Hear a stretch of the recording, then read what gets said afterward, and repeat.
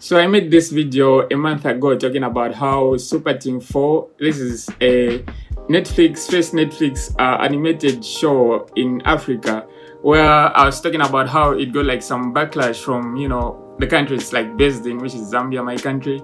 And it got backlash because the dialogue wasn't sounding genuine with how like we really talk, and also how most of the voice actors as well weren't really Zambian. So yeah, it got a bit of backlash, you could say, here and there.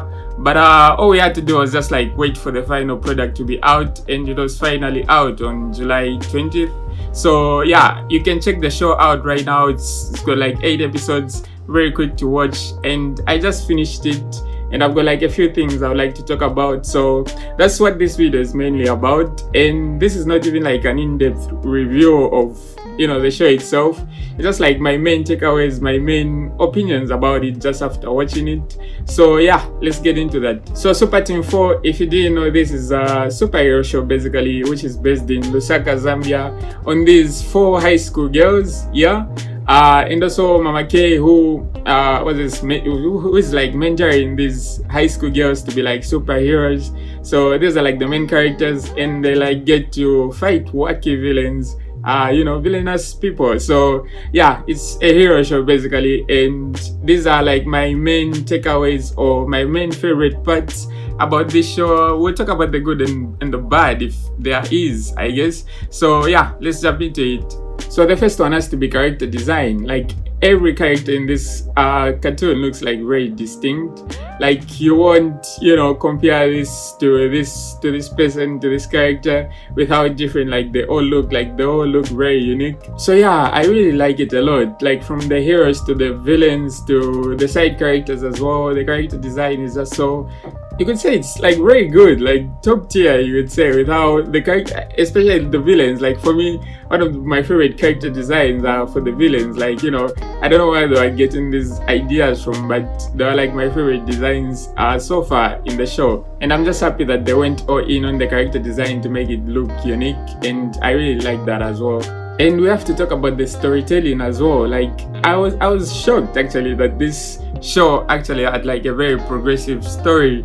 I was expecting just short episodes of just like fighting bad guy here and there, but this show actually has a story, like from episode 1 until the you could say the last episode, not the actual last episode, but the last episode, which kind of leaves us on a cliffhanger, unfortunately. But yeah, it has a very progressive story, which requires it like watch the whole show for you to get it. And one of my favorite things about the storytelling as well is that each character, you could say, wasn't like abandoned in like any sense. I was just like I said, I was just expecting like a simple story here and there, but they actually took the characters as well and fleshed out their stories and lore, and also just even like side characters as well. Like you wouldn't expect that from just a new show just coming up, but they also added more story to these characters as well, from like the villains, side characters, heroes as well. And I'm glad like they continue to like tell stories for the characters as well, not just like the main story as well, which is always like a good sign. And I'm not gonna lie, like to be honest, like the way the dialogue sounds, like the way the voice acting sounds, it's a bit exaggerated, but again, that's how we talk and that's how we sound. And to be honest, I really dig it with how they like approached it. I wasn't expecting it to be like sound like so real, but it was real. Like they could say something like in how we with like the way we talk, and it would just be like, yeah, that's just real, to be honest. And I'm glad like they just went all in on like the Lusaka language, Lusaka lingo, you could say, and didn't hold back. And I'm glad that they didn't hold back for the show, which just makes it like even better. And it just sounds like very relatable in a sense, you get. And I'm sure this show is going to like resonate with like people of all ages, you could say, not just like kids. Like this I think this show isn't just for kids. Like you just give a kid and just let them watch the show. I think the show is just like for everyone, like everyone who's just interested in watching something like a cartoon. Supa Team 4 is like very good because it resonates with like a lot of ages, you could say. And yeah, I would recommend this to people of all ages to just try. It's like a very fun, silly show. And yeah, I'm glad that it exists. And onto the voice acting as well. It's like very good, by the way. Even though there was like a lot of like skepticism with the voice acting, it's like very good, very decent. From like the villains, the heroes as well. It's like I really like it. For me, it's good enough for me. That's what I could say about it. I really love the voice acting. So yeah, a very good job to the voice actors as well. They really gave it like their best. And this show is like very hilarious. Like I wasn't expecting this show to be like very funny. Or maybe is it because I'm like kind of self-aware, you know, I get the jokes, but again, it's just so funny sometimes where it's just like, you know, they bring up a certain topic, they bring up a something that's just, you know, relatable to people in Lusaka or just in Zambia in general. And the good thing is I think it's not just Lusaka or Lusaka people, you could say, who are going to be relating to this show. I think it's just going to be like everyone, and the jokes will just be relating to everyone as well, hopefully. But yeah, for me, like, you know, they'll just bring up a certain something, a certain joke, which you are just going to be like, okay, this is like very funny. For them to actually even like include it, you know, they just bring up certain stuff which are just like, okay, this is just like so Zambian, like 100% so Zambian, and you're just going to be like, bruh, you know, for them to actually even put it in the show is actually making it like even like probably like 10 times even funnier, because it's like a Netflix show, and they're also not kind of taking it like serious in a sense. They're just like being fun about it, and they know themselves like, okay, this is going to be funny. And I like that, you know, they're taking that initiative to include everything. They just think like, okay, Zambians, people from Lusaka are going to relate to this, are going to find this funny, and I'm glad that they did that. And there's like also a lot of wacky villains for our heroes to face, you know, Supa team to face. I wasn't expecting like a huge rogue, what's this, gallery for our heroes to be facing, but there's like a lot of villains to face. I won't name like all of them, but some of my favorite villains in the show so far has to be like Snampback, because his raps are like very funny, and also Alligator, because it's just like a weird crocodile huge man thing, which is like, you know, it's funny that they even decided to go that route of like adding the weird to the show, which I really like. And also Chusi, who is probably like the main villain. Spoiler, by the way, I'm sorry. But yeah, Chusi as well. It's just you know, smoke. If you didn't know, Chusi means smoke. And I like the went to the rate of just naming him like Chusi, which is like, yo, it sounds cool, doesn't it? Like Chusi.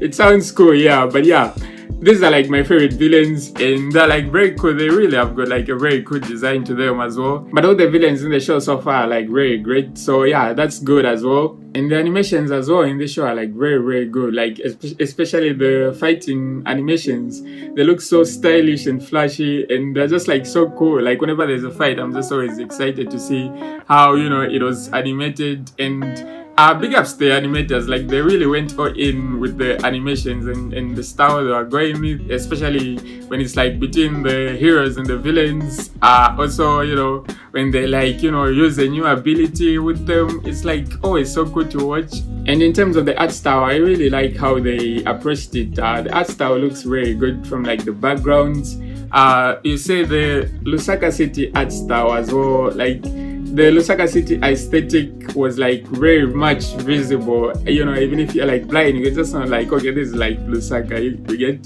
especially the CBD, the local areas as well. So I really like the art style, the animation, how they went with like almost everything, just capturing that Lusaka vibe, you know. Lusaka lifestyle, the Zambian vibe in that, it was very, very visible, which is like one of my top things you could say about this show. It's like they made sure, like, you know that, okay, this is like a Zambian Lusaka based show. Like they made sure in like everything, they really nailed it in there. And yeah, that's like one of my favorite things about this show as well. And lastly, I think this has to be one of my favorite takeaways from the show as well. It has to be the political jokes in this show were just top tier, you would say. I mean, I don't know how many times, but why was the mayor getting cooked like that? Like all the time they were just like making fun of the mayor. Just like the jokes are just so, it was real, to be honest, what they were talking about. And the jokes were always hitting like all the time. It was just like killing me every time the mayor was like on screen and they were just, making fun of him. It was just like, oh, it's so funny. I don't know why him specifically, but the jokes were just always just top tier, and I really love that. Plus the electricity part, man.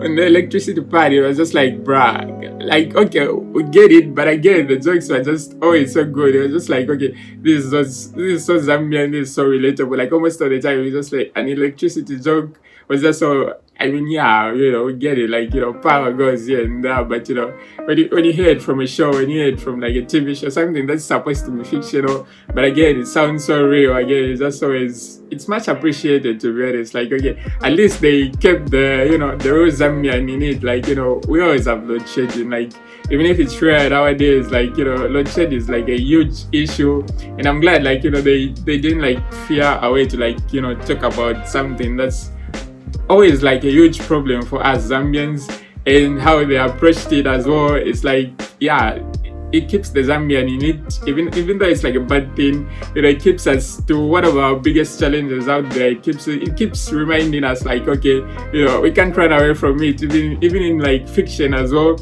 it will always be hunting us. But hopefully one day we can. But for now, it's still like here. It's still bothering us. And yeah, I'm glad like they included that. So which makes it even more funny as well.